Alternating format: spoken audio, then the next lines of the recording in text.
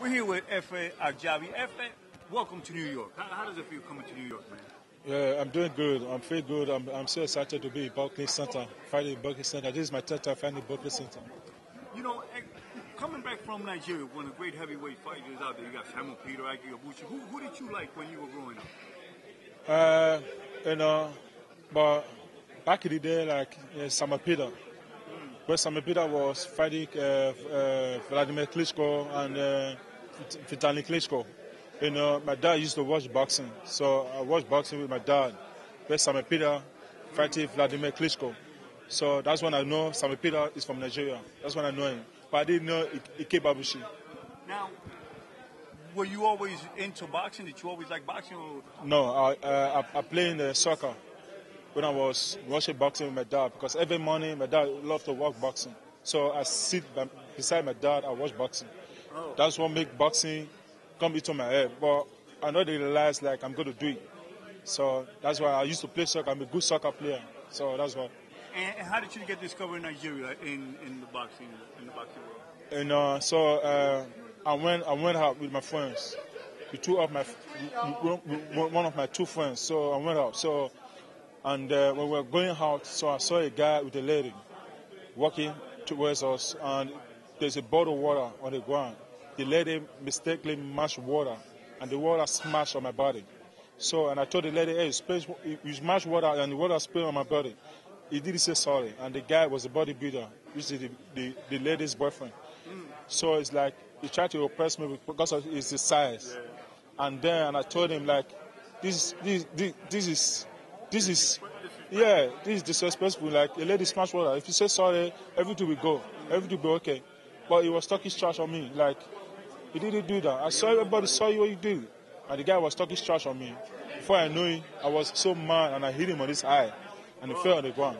Now, every time that I see your fights, they come like, you have God-gifted power, man. It's like, where did you get all that power from, man? My mom said when I was born, the doctor told my mom, this is a true story. The doctor told my mom, this child is going to be a great child. He has a power, he's going to be strong. That's what my mom told me when I grew up. And she was right, innit? Now, when you in your last fight, you were talking about that it was a learning experience for you. Do you want to learn more and more boxing, or? Yeah, absolutely. I want to learn more, because boxing, nobody can know a finish. Nobody knows boxing finish. Even though you're a champion, you can't know boxing finish. Just like Joe Tawada lost the fight. Nobody knows boxing. Mm-hmm. This is boxing, But now I'm trying to learn more. I'm trying to get more experience, because boxing, all you need to have in boxing is experience and how to throw combination punches. And the reason why I ask you that is because in your last fight, after the fight, you said, I got to learn more, which is rare for a heavyweight fighter of your caliber to say something like that. And so when I'm saying, like, going to learn more, because I'm having a lack of head movements and no footwork. So, like, when I throw punches, I stay on the right spot. So when you throw punches, you have to move. Right. You have to live in the same spot that you throw punches. You have to live in the same spot, because if you don't live, you're going to get punched. Yeah, that's right. So that's when I learned. So when I go back home, that's when I learned. That's when I realized, like, any punch I throw from the same spot, I have to leave, so that the opponent will not throw the punch on me. So that's when I learned, and my head movements, everything. Like, when I went back home, I put everything together, because when she showed me how to move my head and my footwork, not to stay like a tree. When you punch somebody, you get punched back. Your character is so calm and collective.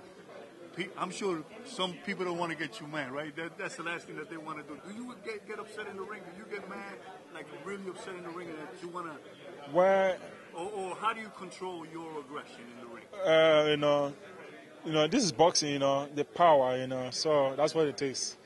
But I was sometimes when father step into the ring, they nervous a little bit. Mm-hmm. It's not like you can't go into the ring with a full confidence. It's not possible. So you're nervous. So that's what the nervous is going to determine where you're going to take, how to take your opponent out.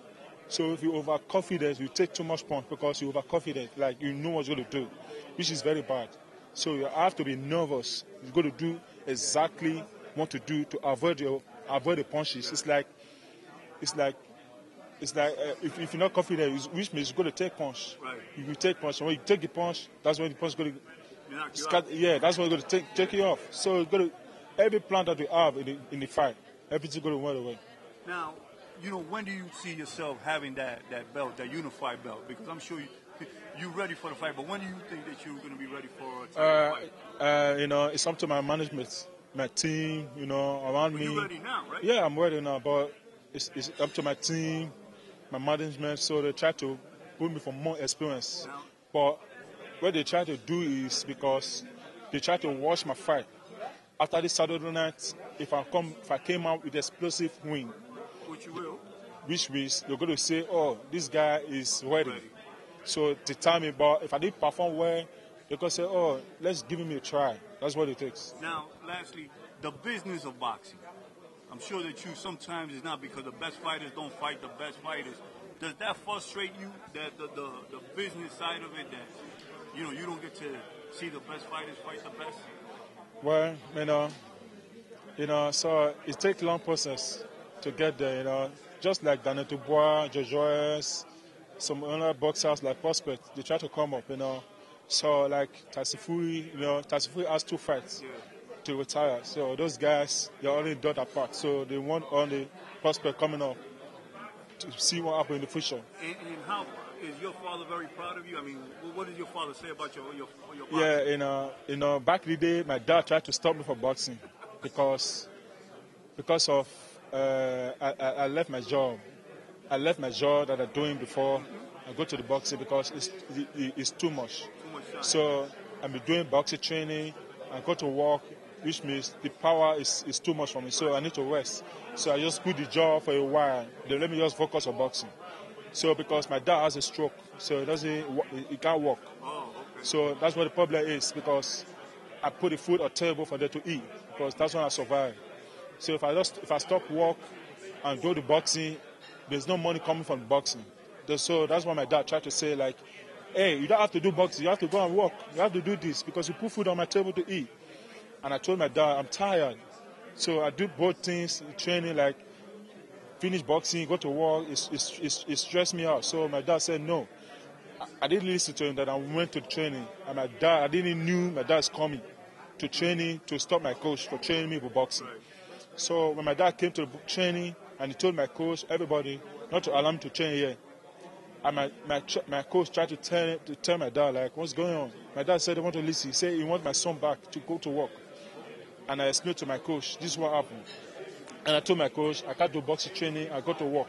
That's stress. I'm tired because I have a little money on my hand. So if this money is finished, then you gotta go back to work because I need to rest to focus on boxing training. So my dad said, no, you don't allow this money to finish. You have to, So, and my coach said, okay, he knows what to do. And he told my dad don't want to argue. And he told my dad to take it easy. But he told my dad to take it easy, but he's going to have a schedule for boxing training for me so that I can have time to go to work. Because I didn't let anybody know, like, I'm doing boxing, I go to training. So the first thing the person knows is my coach. My coach tried to put schedule for me. Okay, how about this? Wake up early, go to training, so that I can have time to rest and go to work. And I said, okay. That's when my dad accepted. So, but now my dad is living good, he's happy, my mom, my family, everybody was doing good. Well, brother, listen, good luck, man, and you're going to be the next heavyweight champion, brother. Thank you. As soon as I saw you, I said, man, this is the champion. Unify, you're going to have all the belts. Thank you so much. I appreciate it.